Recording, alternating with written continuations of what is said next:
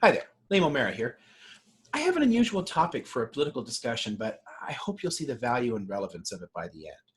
I'd like to talk about virtue.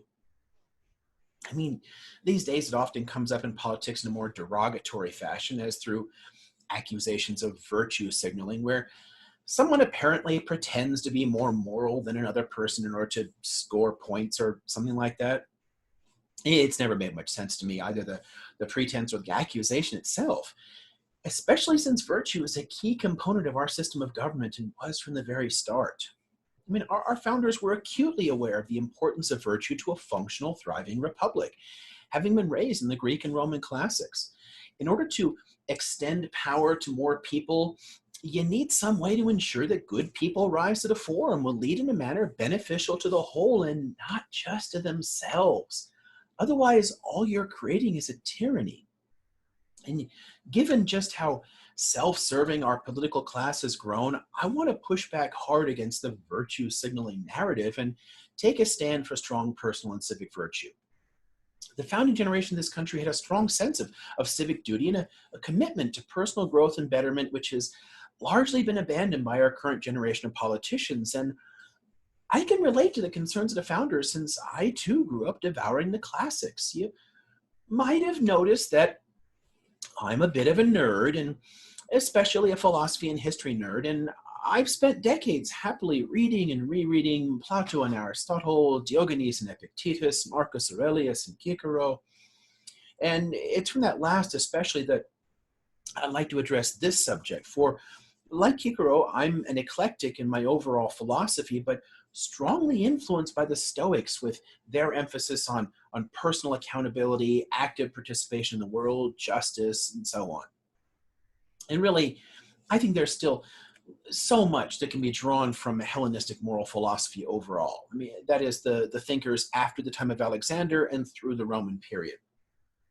Because the Mediterranean basin as a whole was an incredibly diverse place, just filled with different languages, cultures, religions, and as it came together politically, people needed to find a way to get along without, you know, hating and killing each other. And that's what virtue and moral philosophy can teach us: how to live well, how to be conscientious and respectful of others, how to get on and succeed in a complex, interconnected world. The lessons of Cicero in particular have some value, I think, given his overlap with the dictatorship of the fellow we know as Julius Caesar. I mean, Cicero wrote that the fewer the political rights enjoyed by the people, the more corrupted and debased their moral virtues would become. The lack of freedom, simply put, brutalizes a people rather than giving them the opportunity and the need to learn how to live properly. Because with greater freedom comes greater responsibility, and that fact forces us to teach and to learn virtue. And given the US has been declining in personal freedoms for many years, I mean, we're down to 52nd place in the rankings put out by Freedom House. I think we should take note. Cicero discussed virtue in the form of four chief attributes: truth, justice, fortitude, and decorum. That that last is the weirdest one for me in some ways, given, I mean, I'm something of a nonconformist, but decorum does not have to mean conformity anyway. It merely means respect for others in the way that you handle yourself in social situations. The core of etiquette, after all, is courtesy towards others. Now, justice is an especially important one to address in terms of politics, since it involves a basic fairness, a kind of impartiality that is, after all, the very heart of our political system. The great 18th century revolutions threw off the shackles of a class-based aristocratic order and decreed that all would live under the same laws equally. We know that they did not live up to that very well with respect to minorities especially, but we've been evolving toward a more perfect union ever since that founding, and that's the important part. The quest for utopias isn't about the destination, but the process, about a gradual improvement in conditions and injustice. And so when we find that the laws and social norms do not treat some as well as others, we're called upon by the Enlightenment principles of our founders to push forward and seek an improvement in the name of justice. And that requires, absolutely requires the other two virtues, truth and fortitude. Truth in politics is, shall we say, not especially popular. At least it's not commonly practiced by politicians. Most politicians lie to varying degrees, some a bit unconsciously based around their biases, a lot of them quite deliberately to gain an advantage and to manipulate. And to me, this has no place in our politics, just as it should have no place in our lives. After all, isn't one of the first things your parents try to teach you growing up to be honest? Why is that so hard to maintain in adult life? Because of the personal advantage that can come from being dishonest. And that'll take us to fortitude in just a moment. But in my view, and certainly in my ethical philosophy, we ought to desire always to speak the truth to ourselves, to those around us, and certainly to the powerful. That is, after all, the basis of the First Amendment and its significant protection of the rights to free speech.